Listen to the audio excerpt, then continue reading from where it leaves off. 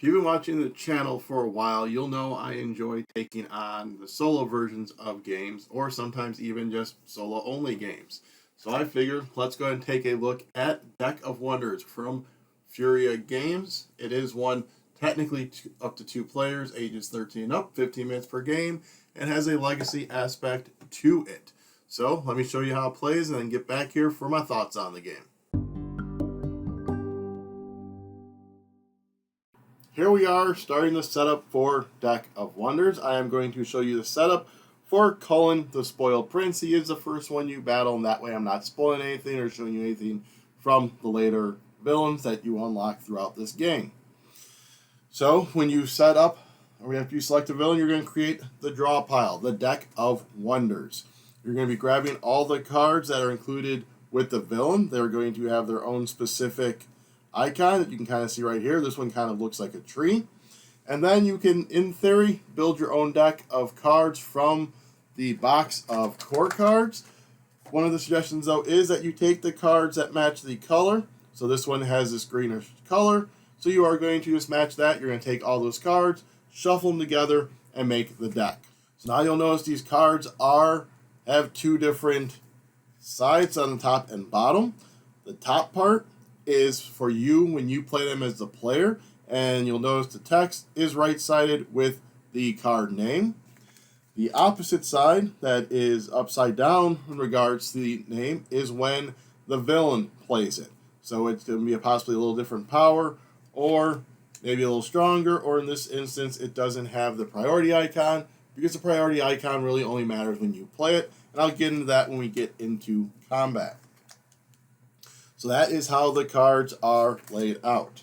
Let me put those on the bottom of the deck, and we will get started with how the game plays. So, on a player's turn, and then only on the first turn, you're going to draw 4 cards from the deck. In future turns after the first turn, you're only going to be drawing 1 card per turn. So once you have your 4 cards, you're going to choose if you want to play any of them out. Some of these cards have different abilities. So anything with an attack and a health is a creature, a minion, however you want to put it, and those are going to go out in the tableau in front of you. Anything with this symbol on top is a spell. You're going to play it, do its effect, and then put it in the discard pile. So in this regards, we are going to start by playing our Gnomish Servant. When you play it on your side, you're going to play it exhausted. You can either just diagonalize it or fully tap it. So it'll be there, and then you'll notice this has a playability of draw 1, so I'll then draw a card from the deck. Some cards have a cost. This Poison Toad has a cost of discard 1, which means I'm going to look in my hand and discard one of these cards. Well, we're going to discard the Reinforced Dam. The other part of setup I forgot to mention, you'll see these over here. These are the Legacy Packs. These unlock when something specific happens in the game, so you're going to keep these off to the side in case that happens. So, for instance, for Cullen, it's open this pack only when you meet the following conditions. Defeat him with more than 10 health remaining. And then there's 2 other ones that you can discover on your own. So, I've played that, and I think I'm going to play the Hungry Wolf. So, I have now played 3 of my 4 cards. I drew that extra one, that's why I had 5. And then I will stop. So now at the end of my turn, I can ready any cards that I have played. We're going to do that, and you know, we're going to set those aside and do our discard pile over here so it's not getting confused at the moment. So that would be it for my turn. Had these already been readied on my turn, I could choose to attack the villain, doing the damage indicated up top. However, as I said, that's the end of my turn, so we now move to the villain's turn. So on the first turn of the game, they're going to be drawing 3 cards from the deck. All future turns, they are also only going to be drawing 1. You're going to draw and resolve these cards one at a time, because some of them may have you draw more cards. So we draw the first card, and it's Regeneration. So we look at this side for the villain. If a minion is on top of the discard, which it is, move it into play exhausted. Do not resolve its card text. And then draw 1. So I will now draw an additional card. This isn't part of their 3. So they have a baited trap. Destroy the lowest priority player minion. The priority numbers are listed here, so I have a 1, a 2, and a 3. The lowest priority is the Gnomish Servant, so this just gets discarded. I can put these in any order I want. Let's put the minion on top. So we have still only done one draw, so their second one is Lightning Strike. Look on their side, destroy the highest priority player minion. And then their third draw is a Reinforced Dam that they put into play. We then are going to go into the battle lines phase, which is where they're going to attack me. I would organize my minions in priority order. So let's just say these did not get killed, so I can give you an example of this. So you'll see they're 3, 2, and 1. So I'd put them in order, the highest priority to the left going to the right. If there is a tie, you get to choose the order with which they go. You then are going to look at all the readied player's minion or villain's minions, which as of right now there's only the Reinforced Dam, and then you'll put them also left to right, and then they are going to attack your minions. When they attack, there are a couple of different things. First, they're always going to attack only the highest priority minion that you have. They're also only going to attack that minion if collectively between them or other ones along the line can destroy that minion. So in this instance, you only need to do 1 damage to the Hungry Wolf. When you attack, though, whether I attack them or they attack me, we are going to do our damage to each other. So I'd be doing 3 to that and 1 to that. If collectively they cannot destroy the highest priority minion, they are instead going to attack you, and you are going to take the damage. Let me get an example of that set up so I can illustrate that to you. Alright, so for example, if this was the current display, so I have my minions set up. I am now going to look at their creatures and decide how I wish to disperse them. So I'm going to look and, well, this one does 3 damage, so that's going to kill the wolf. This one does 2 damage, that's going to kill the wolf. So it really doesn't matter which one I put up, but then the next one's going to go into the Poison Toad, which will destroy any minion this deals damage to, and then this is a 1/1. So given that, we are going to probably do it thusly. So the Treant Shepherd is going to attack first. It attacks my Hungry Wolf. It does 3 damage destroying that, but that does 3 damage back, destroying this. The Reinforced Dam, even though it does 0 damage, it does still attack. Well, that plus the Pixie Mesmerist will do enough damage to destroy the Poison Toad. So they will attack. The Poison Toad's ability of poison is destroy any minion this minion deals damage to. So because this attacks, this does do damage to poison it. It poisons this one, so all of these die. And again, I get to choose the order I put on top, like so. And now I have the Gnomish Servant left. So had that all happened in the first turn, the next turn, I am going to draw a card and look at it with the cards in my hand, and then possibly play a card. Same thing with the villain. When they put a card into play, it does not come in exhausted. So in this instance, they play this play, draw 1. You're going to draw another card. If there are 4 more, nope, then draw 1. And then this Earth Shield would go on a minion of my choice, and then draw 1. And now they have a Poison Toad as well. So as you can see, they can chain a lot of stuff together. We are going to be going back and forth until one of us is dealt enough damage to reduce ourselves to 0. And whoever wins, wins. Then if you have accomplished something on one of these packs, you will open them. Otherwise, you can set up for another game and fight. If you lose, again, you can set up for another game and fight him again. So that is the basics of how to play using just the Colon base deck. There are 2 other villains in there that you can play with, as they have all these cards in the core box. And then, as I said, you can actually build your own 28 card deck to mix with that if that is something you choose to do. Let's move on to my thoughts. Alright, so there you go. That is how you play Deck of Wonders. So let's get into my 2 cents on it. So let's look at the components. So the components for the game are really nice. As you saw, the artwork is really good, especially if you like that type of artwork. It's just phenomenal looking. I mean, if you look here, here's an example of it. It looks really cool. I really like the kind of more paler colors, not that like super bright, almost over the top element to it. Having these kind of muted colors kind of really elicits a really cool fantasy feeling that I personally enjoy. Also, the fact that, as you saw, the attack values line up with the health values when you put the cards on top and below each other. So when your cards are up here with the attack and health, then you put your villains, minions there, then you can just compare the attack and health, and that's just a really nice card layout aspect there. That just kind of helps speed along gameplay. Also on those cards, the fact that, how much it costs, if it costs something to play, and if the play effect, those are nice larger letters that you can easily see. You can look at your hand, bam, bam, bam, go, and it's nice and easily laid out for you. The rule book walked you through everything really great. It went and kind of delved into each kind of component first and kind of explained the backstory and everything, and then got into setup. So it is nice when rulebooks give that whole, this is what the stuff is before it just tells you setting up, because you may not know exactly what something is, but then once you know, it makes it easier for that setup.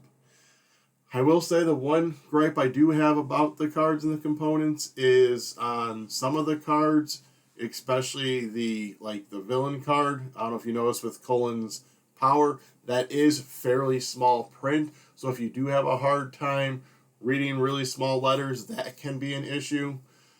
I know the small print is also on the cards, but that's more the flavor text. But that is also something cool. If you notice with the flavor text, it'll have one line, and then when you flip it over, that line continues. So it isn't like, here's the flavor text for this creature and this creature. No, it kind of shows that whole difference between the two, how the one is more fierce than the other. So the wording kind of plays off on that. But overall, I felt the components were nice. The box held everything really good, and even on the bottom of the box, it tells you what goes there. Like, this is the core box, this is the villain packs, this is the legacy packs.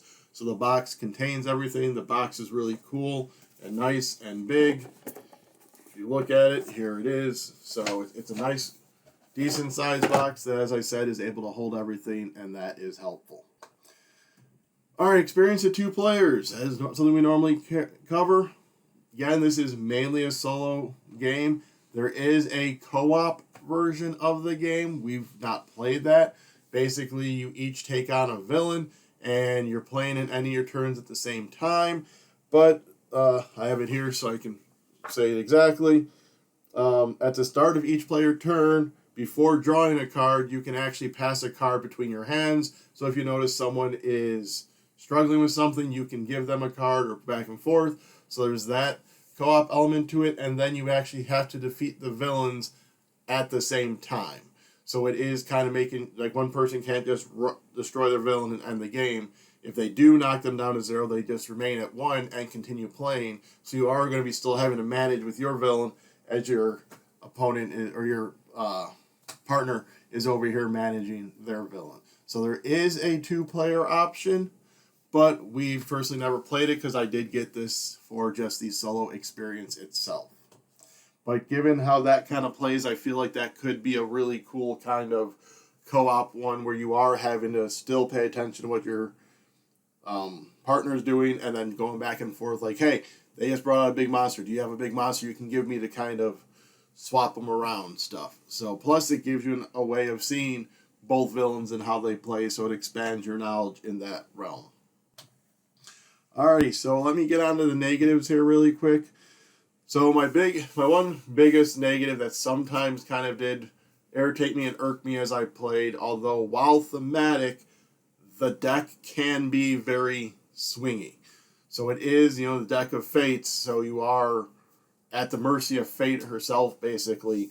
But as you saw with that how to play, like, the one card kept drawing. So there's been some games where I will do my first hand, have my 3 cards, I'll be like, all right, I'm in good shape, I have 3 monsters, I have a couple cards in my hand from all that, and then they go and they just completely obliterate my pile because they have the cards that just get rid of a monster with priority order. Well, then you draw a card, and then you draw a card. So then at some point it ends up being that they have completely wiped out everything I had, and they have 2 minions coming after me.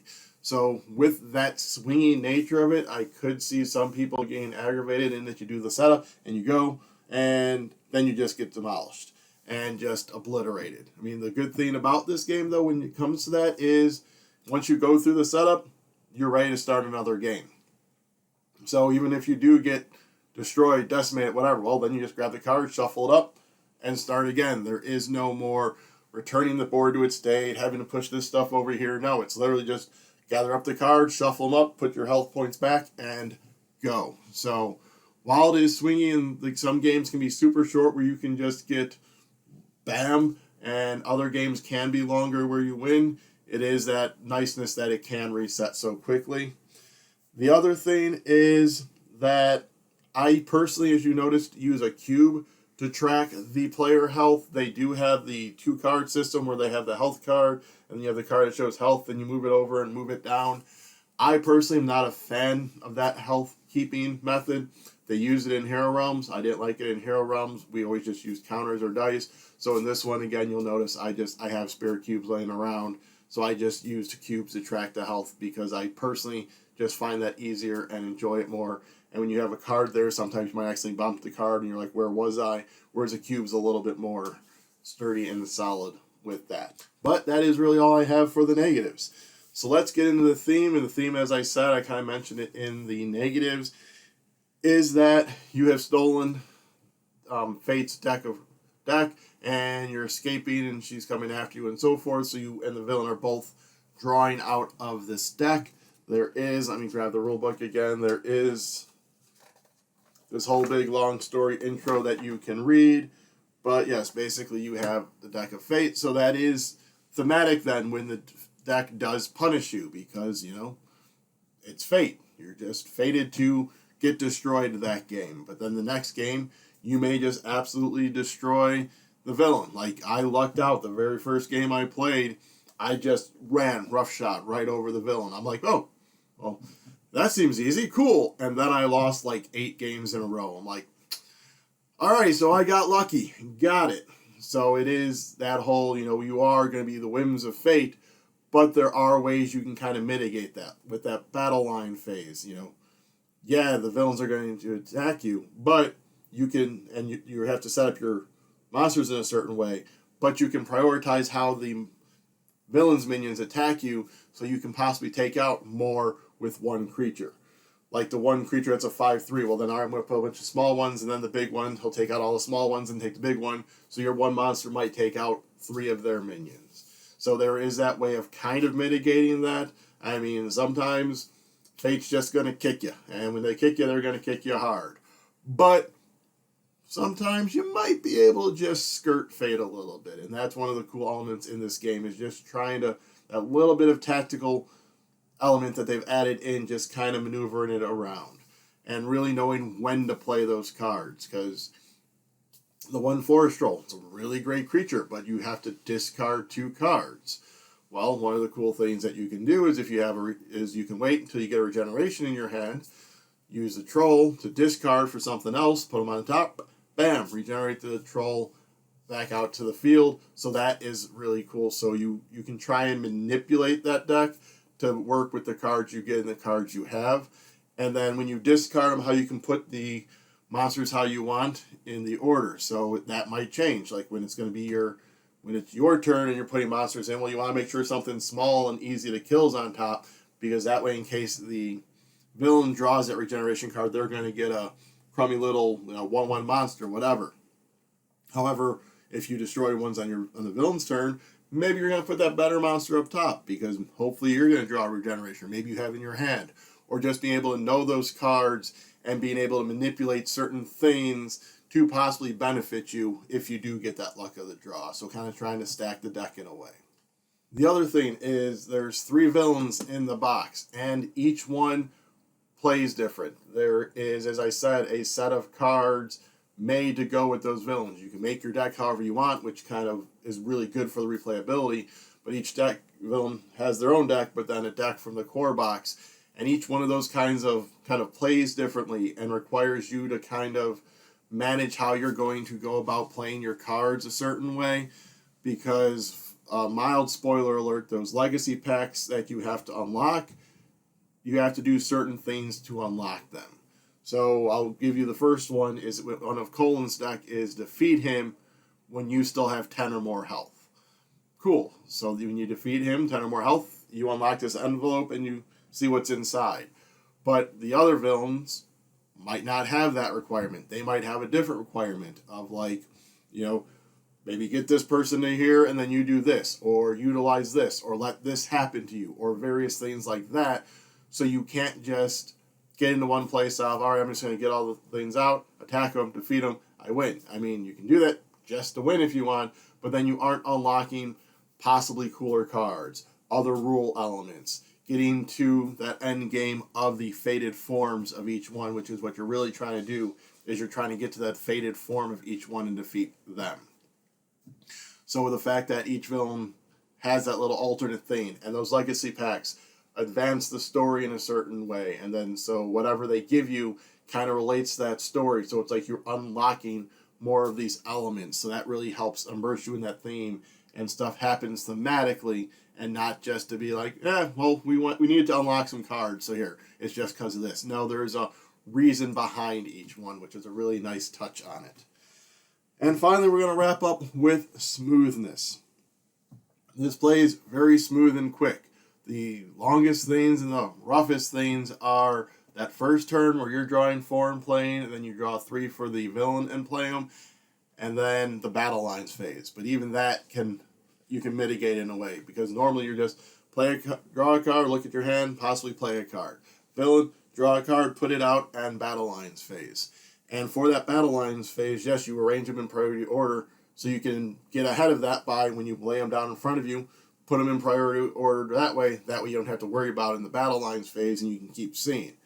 That also helps when you're drawing the cards, and it's like, destroy the lowest priority order. All right, well, I know that's this one, done. Or this one, done. So that kind of helps speed up that play. So then on battle lines, all you really have to do is figure out how you want your villains' minions to attack you. So there is that way of kind of expediting that, so you're not doing both things and all that on your villain's turn. It's simply just playing them out in the priority order in front of you, and that just kind of speeds up that possible rough patch. But even that, I mean, you're very rarely going to have tons of minions on both sides, because of that back and forth, you're constantly churning through each other's minions. So I think at the most, at one point I had 4 or 5, but then they went away quick the next round. So you're not really ever building up like this massive army that you're really having to manage or mitigate. So that is our 2 cents on that. Overall, I will say this is a very enjoyable game. I really like the whole fact that there are the 3 different villains. So once you get through the one villain, you can move on to another, and then move on to another, and how each one kind of unlocks stuff. And then even after you play just how they suggest, shuffle these cards with these cards, you can actually look at the deck and kind of customize your own 28 card thing that you're going to combine with the villain. So maybe as you play through, you're like, ooh, I really like playing with this card, I really like playing with this card, and this card's going to make it easier to defeat this boss. And you can kind of do that deck building customization thing. The thing I had with this too is it kind of gave me that slight Magic the Gathering feel with it, because as you're the wizard, or in this sense you're casting your minions, and you're casting the creatures, and they're coming into play exhausted, and then you have to unexhaust them, be able to attack your opponent, but your opponent's also putting them out and attacking you, and you're casting spells to do stuff. So while not entirely, because you're not getting like the mana and the magic to do all that, it did kind of scratch that itch for me of Magic the Gathering, where you are summoning things to go back and forth and fight that way, and just has that cool element there. So overall, I'm going to give this 4 golden rings out of 5. We really enjoyed it. They are going to be having a Kickstarter coming up soon for some expansion content. Hope to cover that for you here soon as well. So if you want to go ahead and like, subscribe, comment, share, and ring the bell for the channel, you can be alerted when that video comes up, as well as many others. And then when you comment down below, let me know if you would like to see me maybe play through a game or 2 of Deck of Wonders. Know that there might be some mild spoilers, as there are the legacy packs, but I can always give warnings before I even open any of that stuff. So again, comment below if you want to see a playthrough of that. So, until next time, I'm the Groom, wishing you a great day.